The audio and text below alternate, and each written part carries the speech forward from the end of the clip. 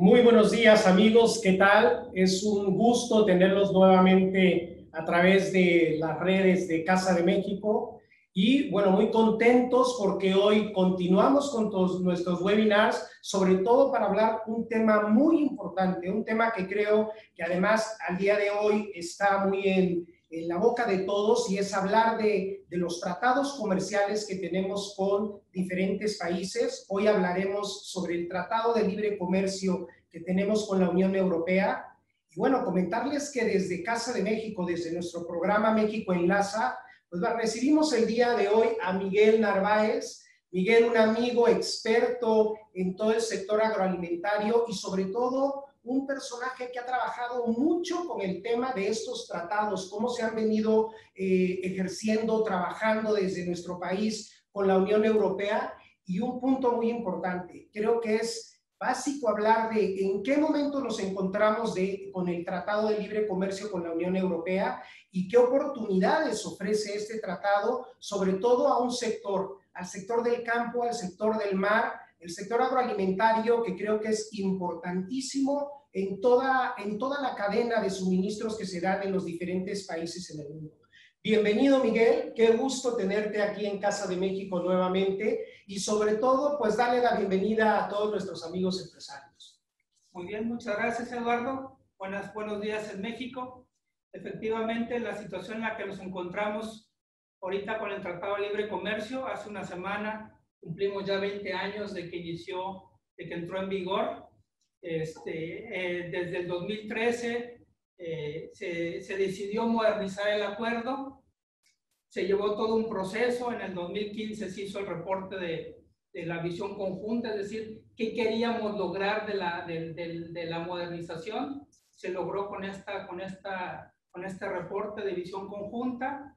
Hasta el 16 tiene la Unión Europea el mandato para negociar, y arrancamos la primera ronda en junio del 2016 y terminamos en abril del 2018, y concluye verdaderamente ya toda la negociación el pasado 28 de abril con la llamada entre la secretaria de Economía, Graciela, y el comisario Hogan, donde ya termina lo último que quedaba, que eran unas cosas de compras gubernamentales. En el actual tratado que todavía tenemos y que estará vigente hasta que entre el nuevo, todos los productos industriales quedaron libres para México desde el 2003, para todos los productos mexicanos a la Unión Europea entraron libres desde el 2003, y para la Unión Europea desde el 2007. Y se quedaron por ahí ciertos productos agroalimentarios pendientes por las sensibilidades que había en ese entonces. Estamos hablando que se negoció en el 89, 88, 89. Había unas sensibilidades que ahora ya no son las mismas sensibilidades, y de parte de México nos habíamos guardado 385 productos y la Unión Europea se guardó 927. Pudiera parecer que ellos se guardaron mucho, pero es más por el sistema de clasificación arancelaria. Ellos van a 10 dígitos y nosotros a 8. Pero más o menos eran similares. O sea, quiere decir que tenemos todavía grandes oportunidades para seguir exportando a la Unión Europea, y sobre todo hay muchos productos que creo que no los traemos pues un poco en mente, o que creo que nuestros amigos empresarios deben de conocer, ¿no? Deben de enterarse que hay ese tratado, de que tenemos esas virtudes o ventajas con el tratado. ¿Cuáles son algunos de los productos que tú crees que pueden tener cabida al día de hoy porque el cupo no se ha cumplido, o porque de alguna forma no hemos exportado mucho a la Unión Europea, y España, que es una puerta natural, pues puede ser la entrada fácil para ello? Sí, efectivamente tenemos productos en los cuales tenemos unos cupos, que eran estos productos donde hubo sensibilidad y que no nos dieron la libertad total de arancel cero, como tampoco nosotros la dimos en estos 385 productos. Uno de ellos, de los más destacables, pues es la miel, por el sector al que va, el sector social. De la miel tenemos 30,000 toneladas que nos dan un arancel de la mitad de lo que le cobran a los demás, es decir, pagamos un 8.6 en lugar de un 17%. Pero nos hemos encontrado, cuando vemos las estadísticas de la utilización del cupo contra lo que verdaderamente se importó, vemos que alrededor de un tercio de los productores no saben que existe este cupo y lo están enviando y pagan este arancel, es decir, el doble de arancel, por no saber que hay un cupo y que hay que ir a la Secretaría de Economía a pedirlo. Es un trámite relativamente sencillo, pero la gente o no sabe o le da de hacer los trámites.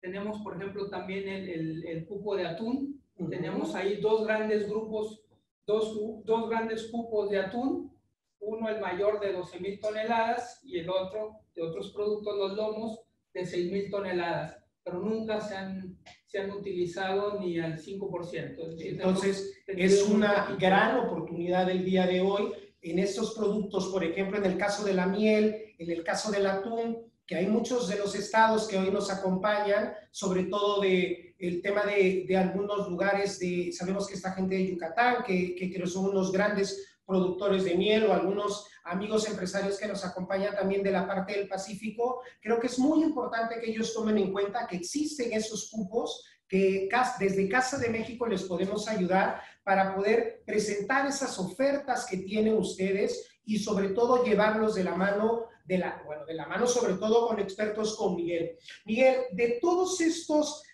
productos, con toda esa modernización que ha habido del Tratado de Libre Comercio, ¿qué otros podrías tú resaltar? Sí, podemos resaltar también los espárragos.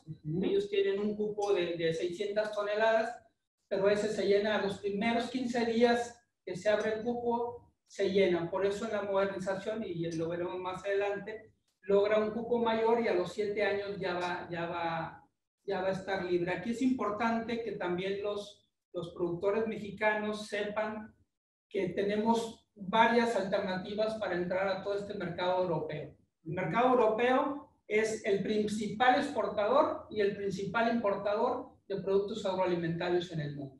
Es mayor que lo de Estados Unidos. Obviamente, para México es mucho más fácil vender a Estados Unidos por la cercanía, por la frontera. Texas y California por sí solas son unas grandes economías en el mundo y es muy fácil exportar allá y por eso no se han venido muchos exportadores mexicanos acá a Europa. Y, por ejemplo, destacando en la parte de agroalimentos, España es nuestro tercer mercado dentro de Europa, solo después de Países Bajos y de Reino Unido, que ahora ya sabes, pues ya están fuera, pero todavía las estadísticas hasta el 2019 todavía los consideramos para fines estadísticos.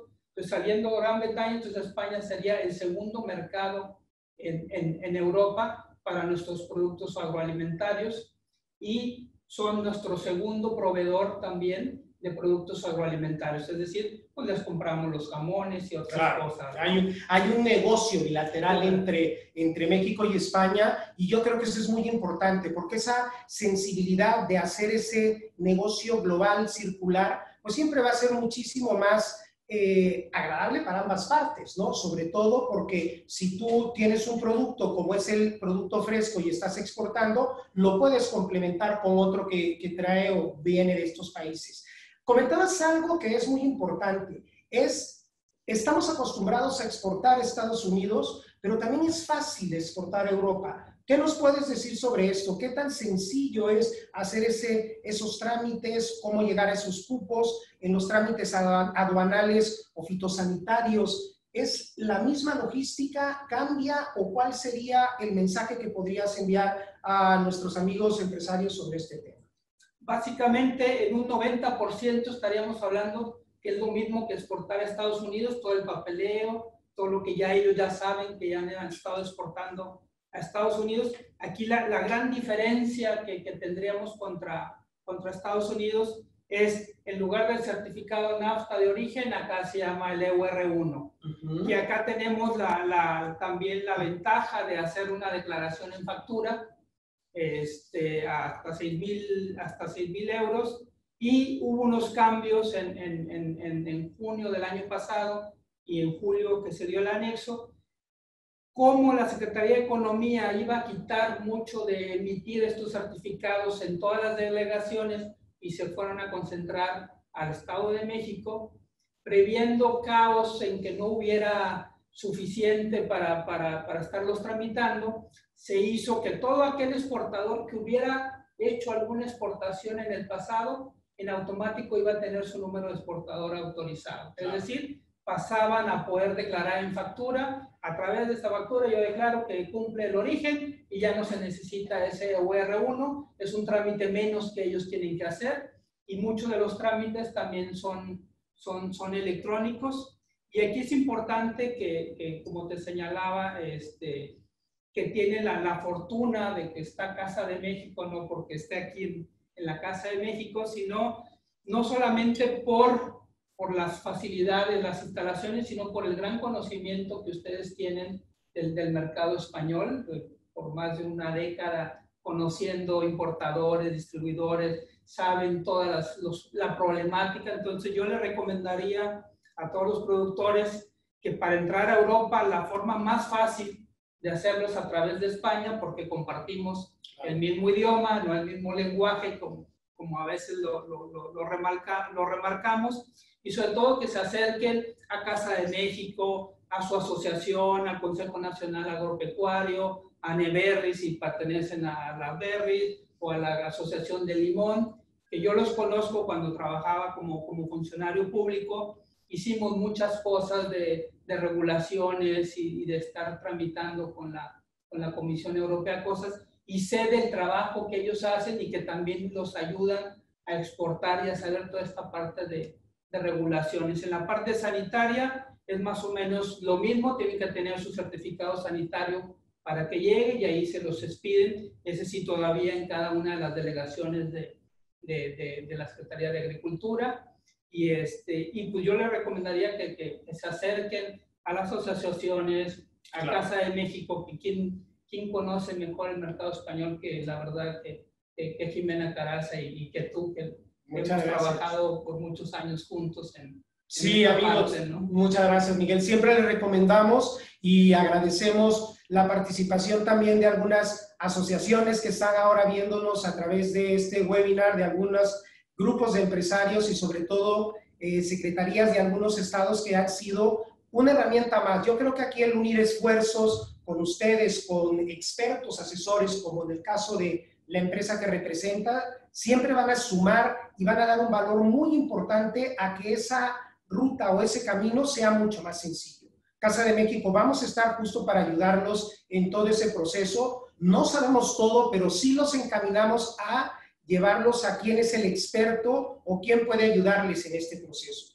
Y hablando de todo esto, creo que es muy importante también hablar de cuáles son, de alguna manera, esos obstáculos que han tenido los empresarios mexicanos o por qué no se logran que estos proyectos comerciales pues sean de éxito, no sean realmente, que tengan que sean redituables y que sean exitosos aquí en Europa. ¿Cuál crees que ha sido el principal factor por no cumplir esto, ¿no? Yo creo que el principal factor es el desconocimiento, y por eso la invitación a que se acerquen. Igual también hay consultores, igual como nosotros, de Compás Consultores, hay otros más, sobre todo en la parte de regulación del desconocimiento de estas diferencias. Señalaba que las diferencias con Estados Unidos, por ejemplo, en Europa tenemos aditivos, es decir, colorantes, que no están permitidos su uso en salsas, en el achiote, en mermeladas, y que en México y en Estados Unidos sí se permiten, como el rojo alura, el carmesina, el rojo cochinilla, no se permiten, o en ciertos productos sí, a ciertos miligramos por kilogramo. Entonces, ¿qué pasa a veces con los productores mexicanos? Mandan su producto sin haber hecho un checklist, lo mandan y de repente, oye, va para atrás, tu achiote le pusiste el rojo alura, no pasa, o lo destruyes o lo regresas, ¿no? Entonces, nos pasó mucho cuando estábamos ahí, tanto en Economía como en la Secretaría de Agricultura. Entonces, siempre la recomendación es, antes de hacer cualquier operación, mejor verificar bien todo, ya sea que a través de sus asociaciones, Casa de México, nos consulten. Una es, por ejemplo, los colorantes, otra es, en Europa se regula mucho los contenidos en bebidas. Claro. Y tú lo sabes muy bien, el tequila en Europa no puede ser de 750 mililitros, sino que tiene que ser de 700. Entonces, ¿qué nos tocaba? Que llega el productor de tequila, mandó su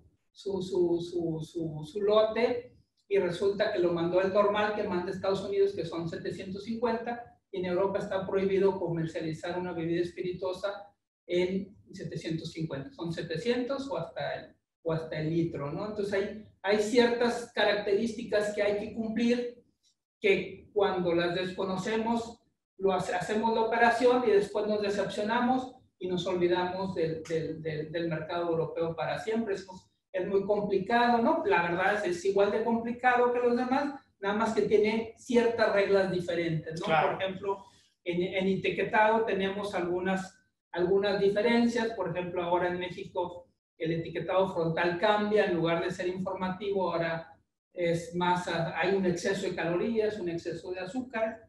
Y por ejemplo, en Europa siguen con el mismo que teníamos en México hasta ahora, que se vence en octubre. Pero vemos que hay iniciativas, por ejemplo, Francia, España va hacia allá, Bélgica, el Nutri-Score es otra forma de señalar qué tan bueno es el producto en cuanto a calorías y azúcares, ¿no? Entonces, si no sabemos y mandamos nuestro producto sin ese etiquetado correcto, de repente pues nos van a hacer o reetiquetar o regresar el producto, ¿no?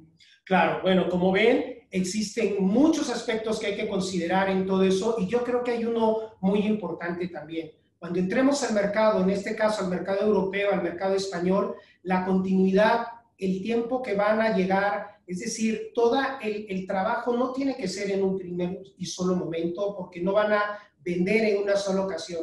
Hay que ser insistentes, hay que continuar con el proyecto porque sabemos que después va a dar frutos, como cualquier otro proyecto comercial que hay que insistir y hay que seguir pues picando piedra para poder conocerlo bien y sobre todo asesorarse de todos estos expertos que son las agencias aduanales, con las mismas autoridades, las asociaciones y por supuesto aquí desde Casa de México. Va a haber nos están haciendo una serie de preguntas, Miguel, que nos gustaría dar paso a que nos las pudieran responder, más bien las vamos a ir respondiendo y por supuesto sobre esta charla pues vamos a ir ampliando la información. ¿Nos pueden compartir las preguntas, por favor? Claro que sí. Primero vamos a responder la pregunta de Alejandro Cruz de Coparmex, Oaxaca, que tiene 3 preguntas de hecho. La primera de ellas es, ¿cuáles son los productos que de acuerdo a sus cupos se pueden aprovechar los aranceles, además de la miel y el atún? Tenemos, hay flores, hay 2 cupos para flores en diferentes periodos. Aquí nada más en la parte de las flores, nada más checar la parte de las patentes, ¿no? De repente circulan en México y en algunos otros países algunas flores que tienen patente en Países Bajos y que de repente cuando las exportamos nos piden el certificado de que estamos usando esa patente y ya hemos tenido ese problema. O sea, es decir, flores más endémicas de México. Sí, exactamente. Vale. O sea, que sean auténticas de México, que no existan las patentes para que pues tengan más mercado y que además sea diferenciador a lo que están ofreciendo al día de hoy, ¿no? Muy bien. La siguiente pregunta también de Alejandro Cruz de Coparmex, Oaxaca, es ¿cuáles son los productos agroindustriales con mayor demanda en España y el resto de Europa? Sí, aquí tenemos, vamos a separar cuáles ya tuvieron éxito en Europa y en España. Es decir, tenemos las berries, tenemos los aguacates, el limón verde, por ejemplo, señalando lo del limón verde. En Europa se consume más el limón amarillo, el eureka o el citrus limón, en lugar del mexicano o el persa, que es al que estamos acostumbrados en México. Es una razón de 3-1. Entonces hay mucho potencial si quisiéramos pasarnos al limón amarillo, pero dentro del limón verde cabe señalar que 1 de cada 4 limones importados en Europa son mexicanos. Así como tenemos historias de éxito en Estados Unidos, aquí también México es el principal proveedor de berries de la Unión Europea, a pesar de que en general es más famoso aquí en la Unión Europea las berries de Chile o de Perú, pero verdaderamente somos su principal exportador. Esos son los que ya lograron un éxito y que tienen un gran mercado. Pero tenemos muchos productos que pudiéramos tener parte de ese gran mercado, como pudieran ser la misma piña, la papaya, algunas frutas propias de México, como el yacas o el jackfruit, como le llamen, que es muy de Nayarit, y que además esta fruta la piden mucho los veganos, porque tiene ahí ciertas propiedades muy importantes y que la usan también para elaborar proteínas. La siguiente pregunta también de Alejandro Cruz de Coparmex Oaxaca es ¿cómo poder accesar a las normas europeas actualizadas, las clases arancelarias y trámites aduanales necesarios para Europa? Sí. Hay un link que luego lo pondremos en una de las páginas, y si no, nada más poner Export Help Desk y ahí nos van a decir cuál es la fracción arancelaria, cuánto cobran, cuánto es de IVA, cuánto es de IEPS, como la cerveza o los vinos, cuánto paga si va a España, si va a Bélgica, si va a Alemania. Hay reglas generales para toda la Unión Europea, pero hay ciertas reglas particulares de cada país, como son los IVAs y los impuestos especiales. Entonces siempre hay que también verificarlo. Y en esta página del Export Help Desk, ahí nos van a decir de a qué país voy, y ahí me va a decir cuánto pago de IVA, cuánto pago de esto, qué requisitos en especiales, si lleva sanitario o no lleva sanitario, si lleva alguna otra. Y aquí es bien importante también que independientemente de lo que las autoridades soliciten, también tenemos las propias normas de los compradores, es decir, si yo le voy a vender a Tesco o a Carrefour o alguna gran cadena de acá en Inglaterra o acá en Europa o a Mercadona en España, ellos tienen sus propias normas que dicen, no, yo necesito que tengas Global Gap y que seas GRASP y que seas socialmente responsable, aparte de que también quiero comercio justo, lo que sea.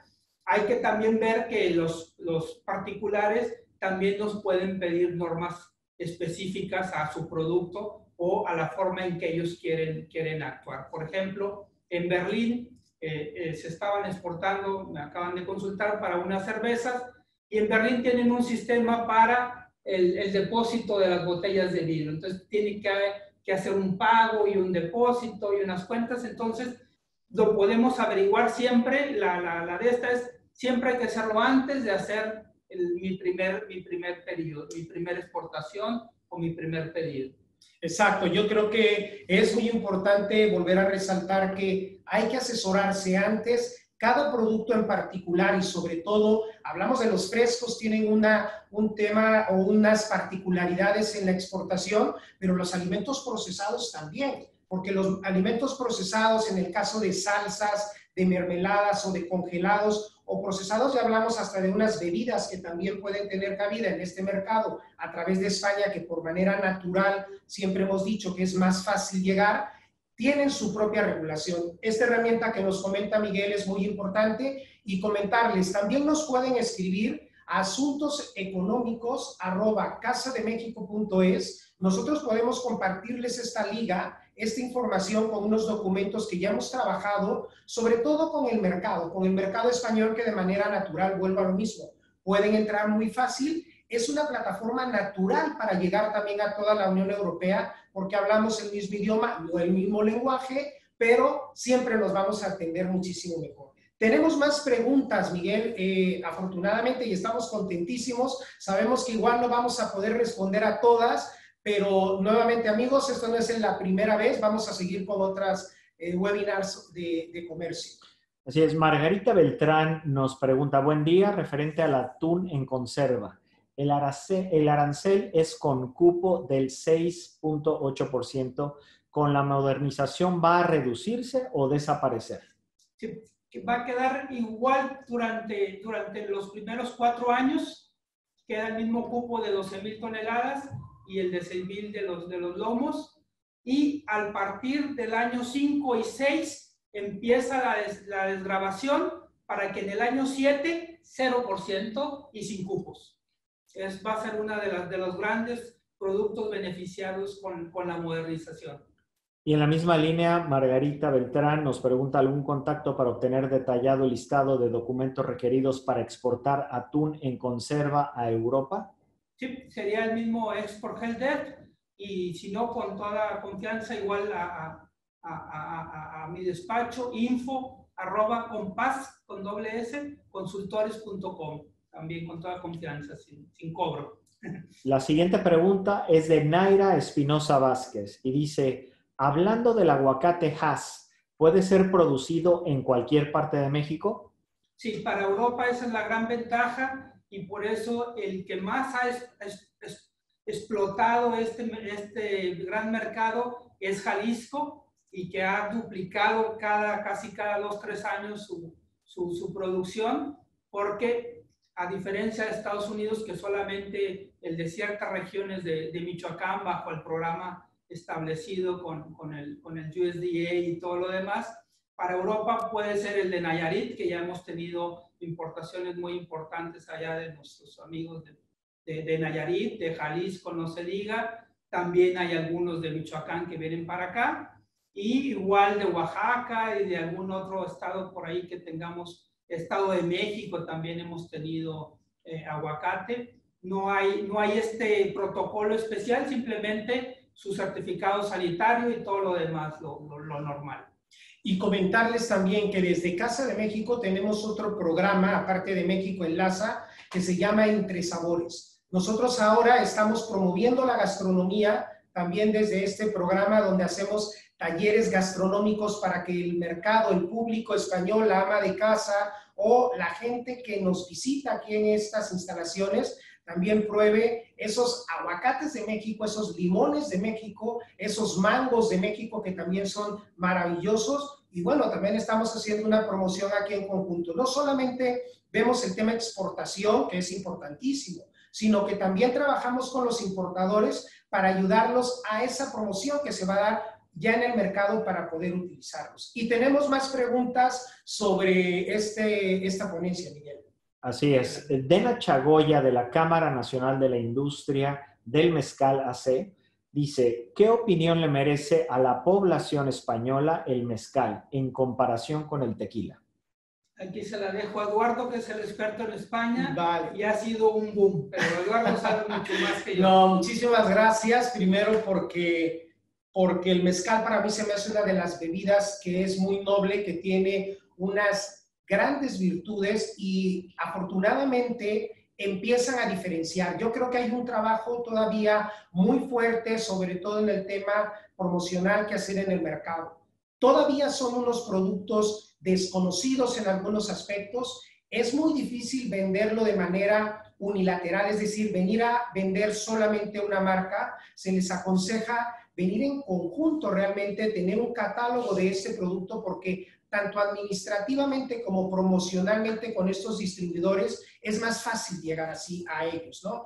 Yo vuelvo a comentarles, hablar específicamente del mezcal, yo creo que, o del tequila o de otro destilado, de los maravillosos destilados que tenemos, sería dar una charla más adelante. Estamos para poderles ayudar, y claro que sí hay oportunidades, nada más hay ciertas características que se deben de cumplir en cuanto a presentaciones, en cuanto a los embotellados y las cantidades, y sobre todo algo muy importante, pensar en que los precios tienen que ser competitivos, sobre todo estudiar bien el mercado, porque en el caso de España en particular, es un país en el que la bebida de muchas características, como son los whiskies, las ginebras, etcétera, están al día de hoy y son unos buenos y grandes consumidores. Entonces tenemos una competencia que hay que estudiarla y hay que analizarla antes de introducirla, ¿no?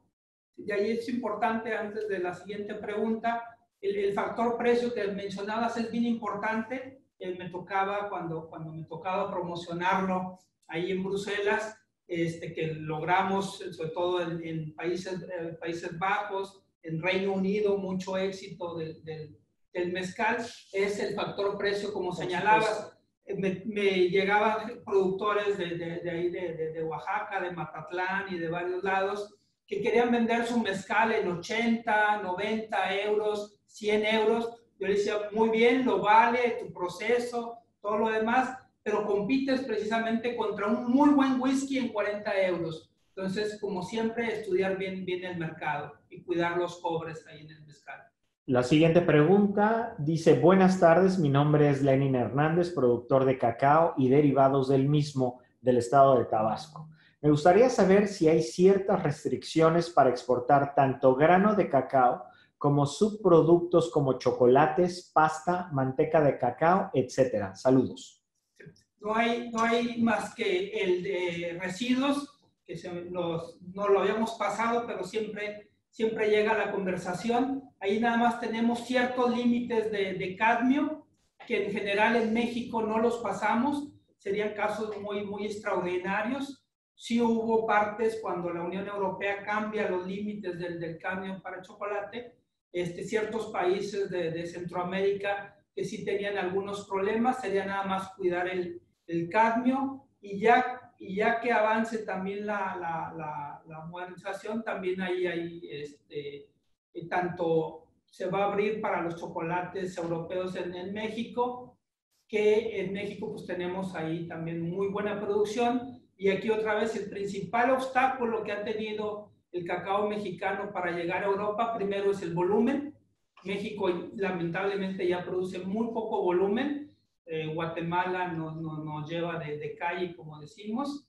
Es el volumen y sobre todo la seriedad y el pensar que es un proveedor o que vamos a ser proveedores de largo plazo, pero hay un mundo enorme para el chocolate mexicano, pero siempre siendo muy serios y muy responsables.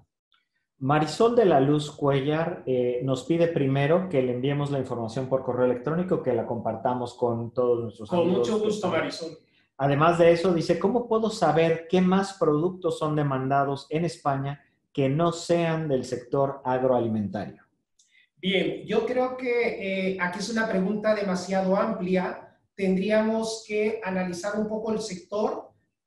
Nos encantaría que en ese correo que nos mandaras, nos dijeras un poco en qué eres especialista. Posiblemente ha de ser, no sé, textil o equipo médico. Hay muchos otros sectores que tienen oportunidad en España. Hay que analizarlos, hay que ver en el momento en el que nos encontramos y sobre todo conocer la regulación y conocer todos estos aspectos que creo que son muy importantes antes de iniciar cualquier proceso comercial.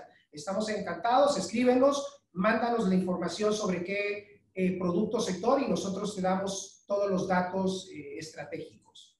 Ahí en particular, por ejemplo, textil, hay unas reglas de etiquetado también muy particulares para el textil, cosméticos igual, hay un etiquetado y además un registro por la parte de los químicos que llevan los cosméticos. Entonces, todos los productos relacionados a la química tendrían que tener un certificado especial o que el importador sea un importador especial que tiene todos los permisos para manejarlos.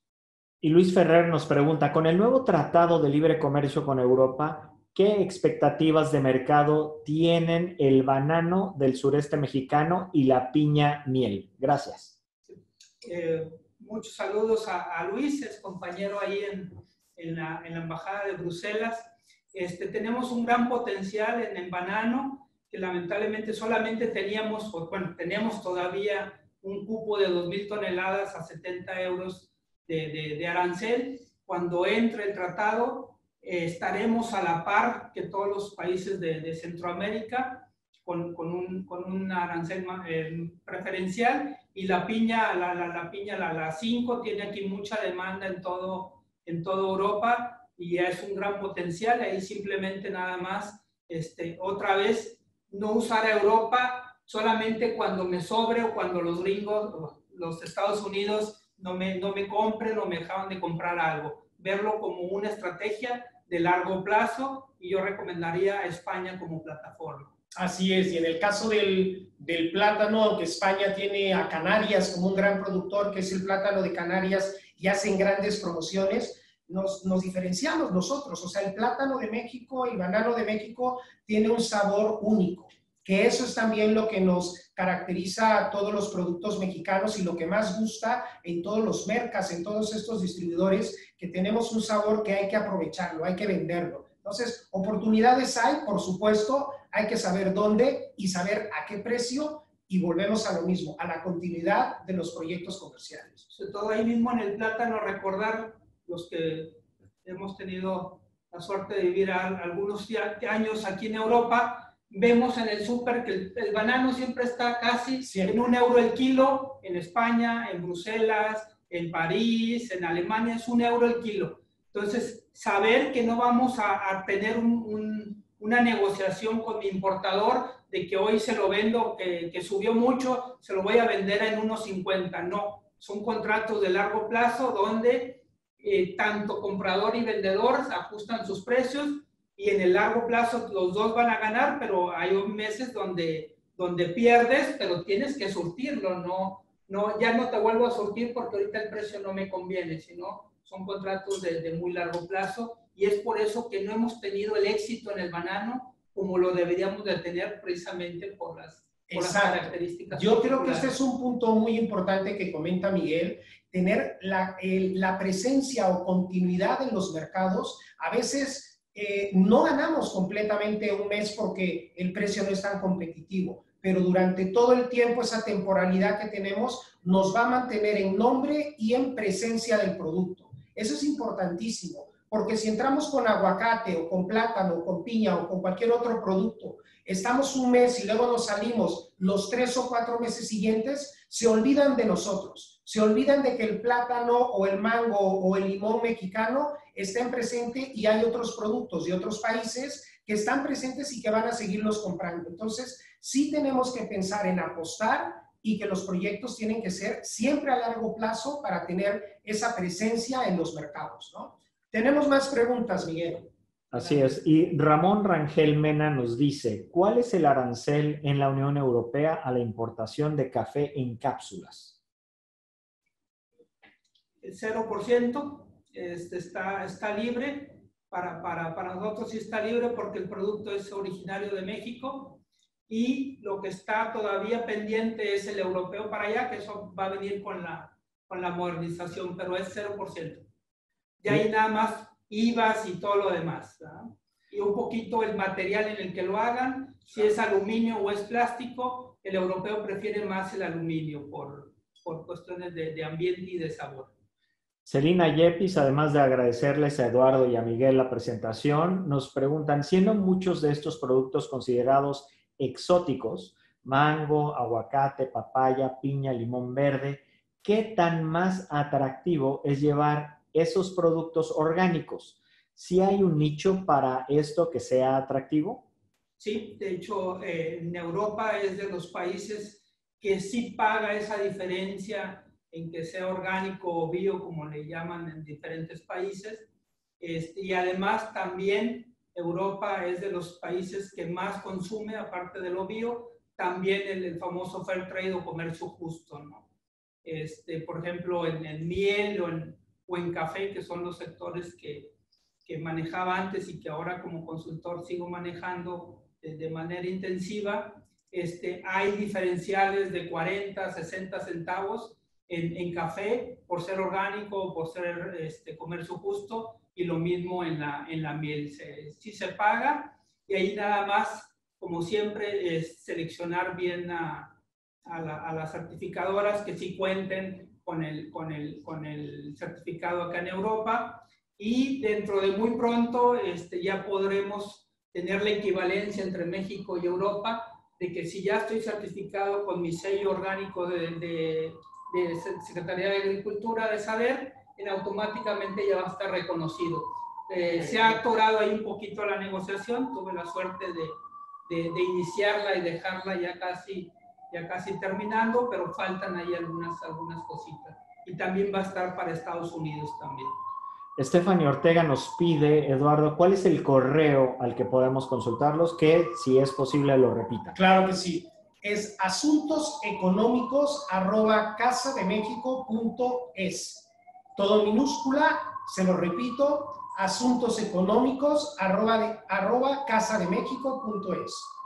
Marisol de la Luz Cuellar, que antes nos preguntaba sobre la oportunidad fuera de los productos agroalimentarios, nos hace la especificación sobre el calzado y marroquinería, de manera que veamos cuál es la oportunidad en Europa para esos productos mexicanos. Sí, aquí tenemos mucho potencial, sobre todo con los precios de las pieles que en general han ido a la baja y ahorita con la pandemia más.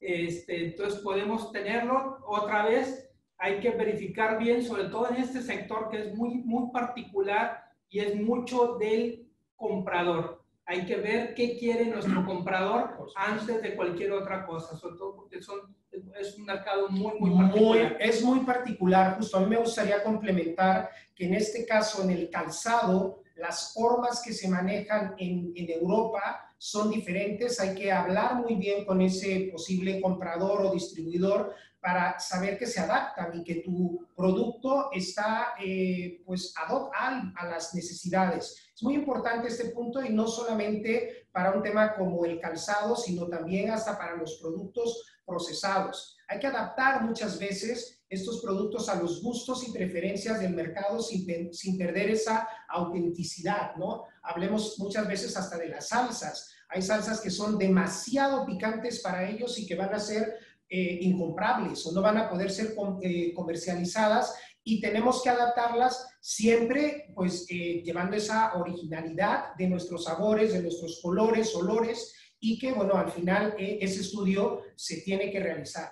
Vuelvo a repetir, desde Casa de México podemos pasarles también detalles muchas veces de las tendencias de consumo que hay de algunos productos porque tenemos esas herramientas para que ustedes su plan de trabajo pues sea bien estructurado, ¿no? Y precisamente nuestros amigos de la audiencia siguen insistiendo en recibir esa información a través de correo electrónico. Glenn Canto pide el link de las publicaciones que hemos estado comentando, así es que todos nuestros amigos podrán recibir esa información de manera electrónica. Ahora bien, Rocío López nos pone, hola, buenos días, ¿cómo es la aceptación de frutas y vegetales deshidratados? Hay un enorme potencial y sobre todo aquí lo que siempre en México y nosotros no éramos funcionarios, empujábamos mucho la parte del valor agregado en las frutas y verduras. Es decir, siempre les decíamos, traten de pasar al siguiente punto de valor agregado, que por ejemplo en café es difícil tenerlo por el propio tipo de producto, es decir, aquí se le da mucho valor a que acaba de ser tostado y a que acaba de ser molido el café. Entonces traer un café molido y tostado desde México pierde ese glamour del producto porque ya no es lo mismo que recién hecho. Pero en la parte de frutas y verduras están tanto las congeladas como las deshidratadas.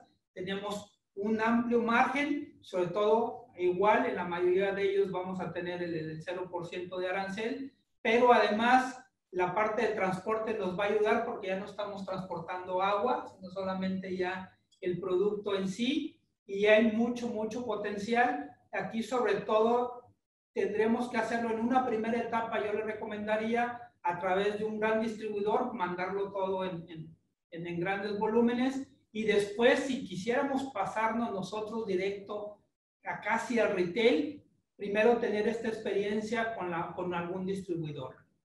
Alejandro Sánchez nos dice, papaya, mango y sus derivados procesados, ¿tienen alguna opción en el mercado europeo? Sí, igual en almíbar, enlatados, en conservas, tienen mucho potencial.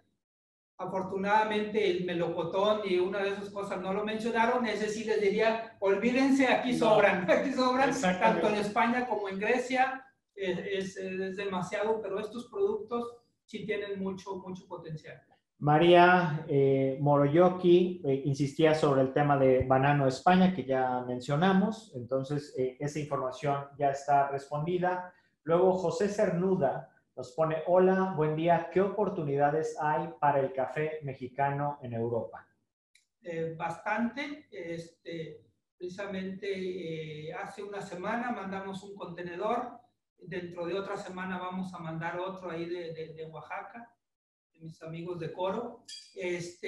Hay tanto potencial, aquí simplemente otra vez es el cumplir con las regulaciones. Si ya estoy muy acostumbrado a vender a Estados Unidos, a veces es un poquito dañino para hacerlo para Europa, porque por ejemplo el café en particular sabemos, hay algunos productores como han estado muy acostumbrados, se llama incluso así, la preparación americana y la preparación europea, llevan diferentes defectos, diferentes números de defectos y tipos de defectos. Aquí simplemente es asesorarse directo con el cliente y otra vez siempre buscar esta parte de los estándares de calidad que nos pide nuestro cliente, que la criba vaya muy bien, que sea más uniforme el color, el secado que sea al sol y todo este tipo de productos, pero sí hay mucho.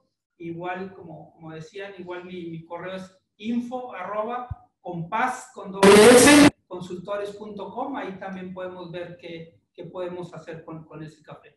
Y Fernando Rubí León dice, soy Fernando, me gustaría saber si me pueden compartir la información por correo electrónico. Nos lo deja y por supuesto que lo haremos. Y trata de insistir en cuáles son los obstáculos adicionales que podría tener una exportación de mezcal y precisamente habla de cuál es el impuesto por 5 grados que maneja la Comunidad Europea.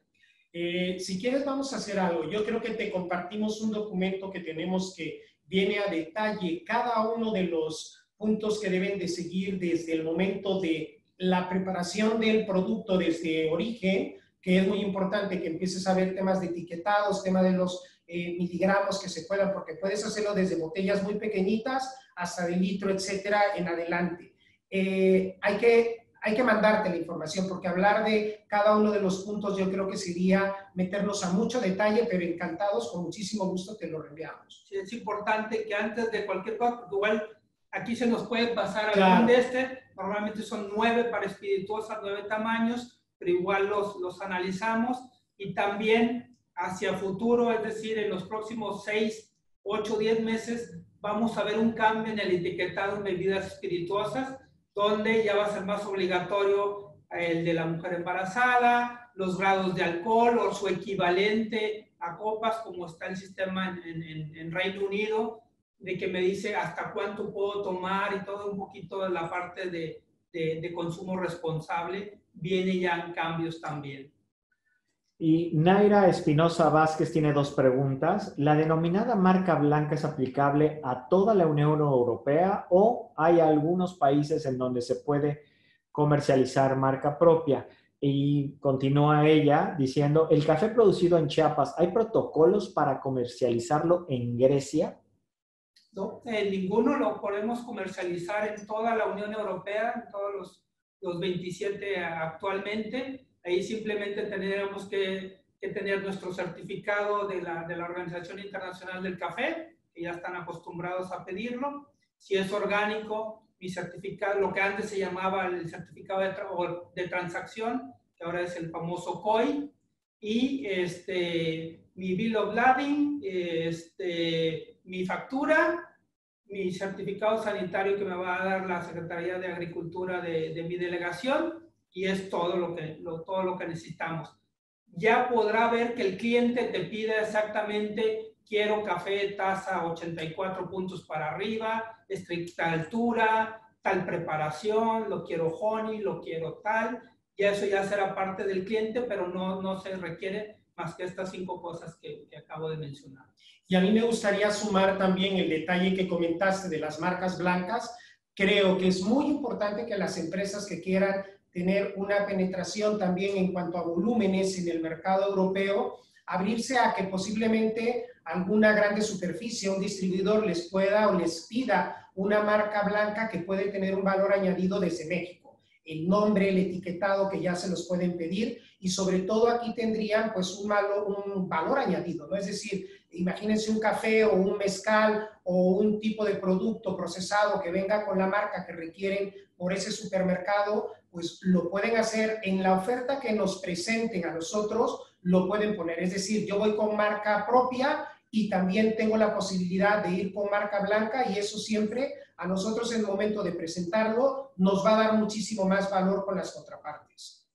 Estamos recibiendo también muchos saludos. Hugo Fragoso manda a saludar a ambos de parte de Carlos Machado de Productos Chata. Muchas gracias por el apoyo que nos han brindado para los trámites de exportación. También Rocío López habla sobre el etiquetado de deshidratados. ¿De qué manera puede conseguir más información sobre eso? Sí, igual si me mandan un correo también a Eduardo, les podemos dar más detalles en particular de qué debe llevar, sobre todo en la parte de deshidratados. ver que no le hayan puesto ningún aditivo adicional y si lo han puesto, ver los parámetros.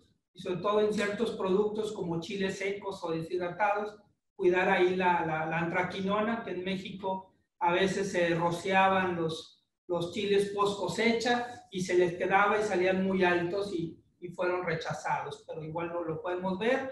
Igual les vamos a compartir un link para ver dónde puedo ver los pesticidas para mi limón, para mi piña, cuál sí, cuál no, en qué porcentajes. Hay un sitio ahí en la Unión Europea, igual si le ponemos EU pesticides, nos va a salir la página y si no, nos la piden y se las enviamos.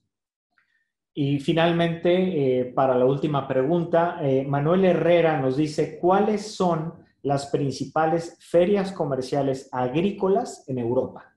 Sí, un saludo a Manuel, igual ex compañero ahí de Bruselas y que ahora está en California.